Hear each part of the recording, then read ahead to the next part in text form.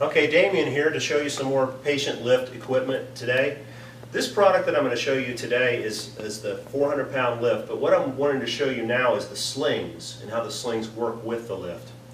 So this little lift here is great for small spaces. As I was saying in an earlier video, it'll go down about this low here. You can see it's quite a distance from the ground, so it doesn't go quite as low as some of the lifts because it's shorter and smaller. It goes up in the air, but as you go up higher you get closer to the actuator, which makes it harder to rotate the person. It does the job though if you need a really small lift for a small environment. Now we need to understand how to use the slings with the lifts. I'm going to start off with the most common sling, which is a universal sling. And you can see it's shaped kind of like a horseshoe. That's designed that way so that we can place it around the patient while they're in the chair without the need to lift them. This particular version is a medium, where it's available in anywhere from small to extra, extra large. So we can cover all kinds of weight ranges. So here's how we apply the sling. We're going to take that horseshoe and we're going to hold it upside down, like so. We're going to hold it with the straps facing the patient right now. Then we're going to take the bottom part of this horseshoe and we're going to tuck it down until the bottom part of the horseshoe touches the chair. Not any further. We don't need to put it underneath the person's bottom, we just want it to touch the chair.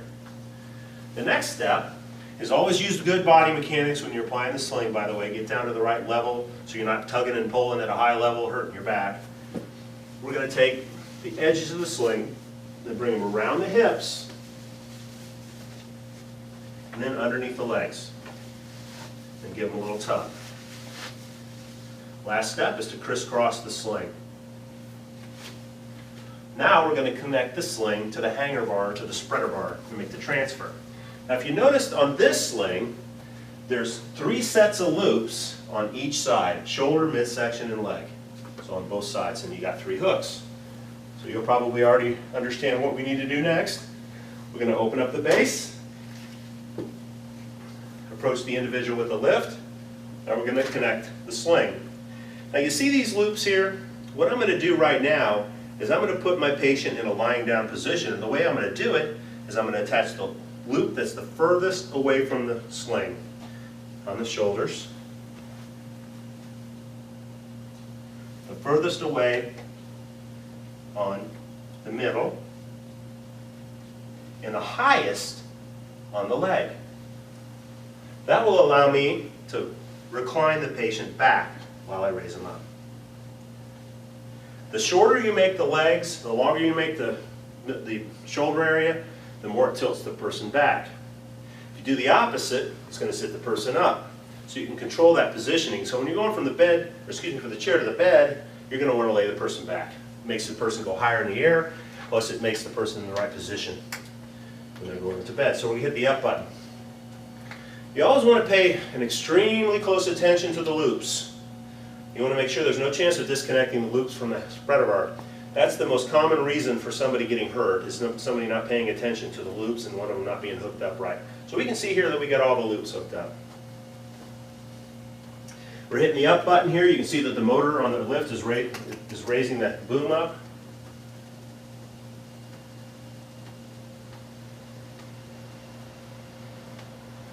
You okay? And up we go. You can kind of see that the patient is laying back because of the short here and the long here.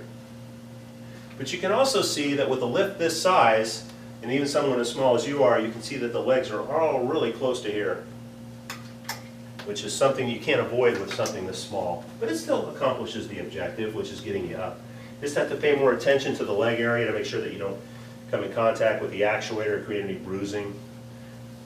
So now I'm going to transfer this patient into bed. The lift is always going to be more stable with the base opened. But it is okay to close the base on the lift. What causes potential tipping issues with any kind of lift is when the center weight goes outside of the legs. You always want to keep your weight centered over the spreader bar in the middle of the lift for the transfers. So it's safe for you to do that as long as you close the legs, as long as you pay attention to where the patient is. Now you can see we take the patient over the bed.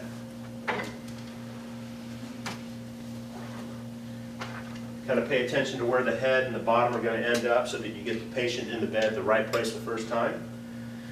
Hit your down button on your remote, and we should have our patient in bed in no time.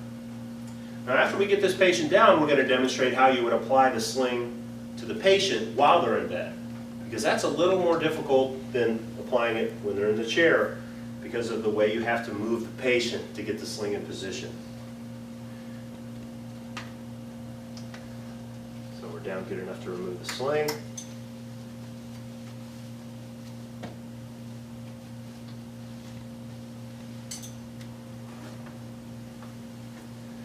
Now, when a patient's in bed, of course the sling's not typically underneath them like it is now. So I'm going to go ahead and have you sit up just to remove the sling. So go ahead and lay down.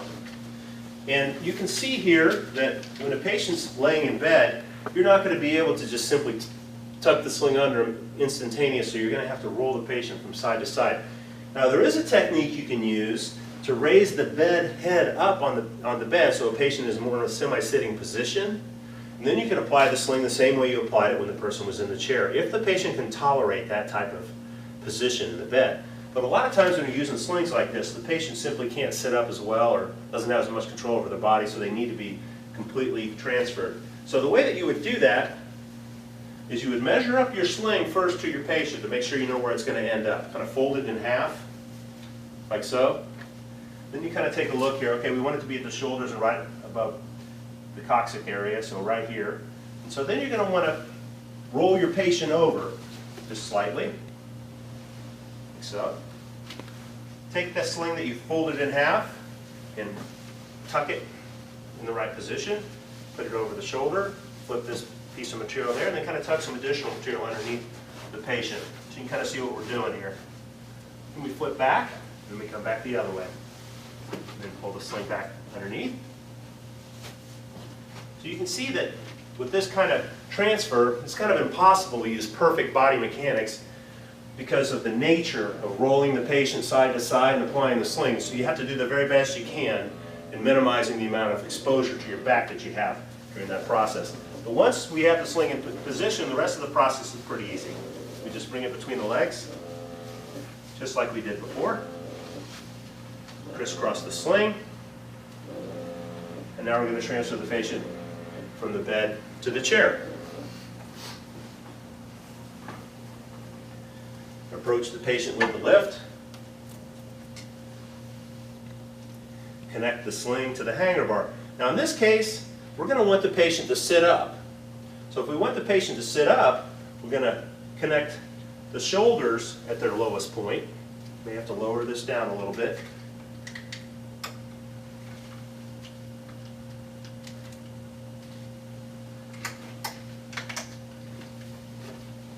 The middle section at its lowest point.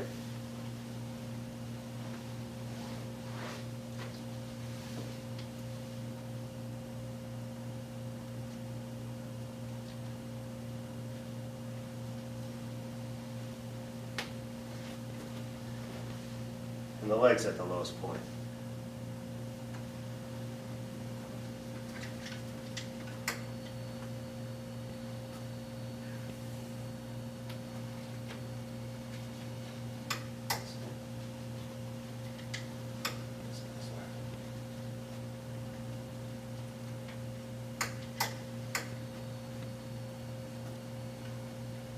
So what we essentially were doing is with the way we've attached the sling, is that it's going to pull the head and shoulder area up first.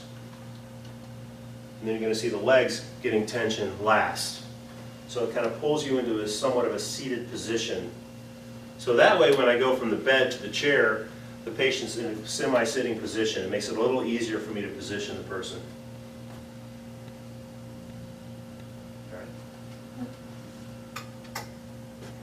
Not the best job in the world of applying the sling, but it's going to have to do. We turn here, being extra cautious about the individual, and you can see again how close you are to the hanger bar, or to the actuator. Open up the base. Now, in this position, you may need to give somebody some assistance in getting back where they need to be in the chair, so you can use these handles on the side. to kind of help get the person positioned properly in the chair when you lower them down. You always want to spend a little extra time doing that so you don't have the potential of having to reposition them again once they're down, because that's a lot of work.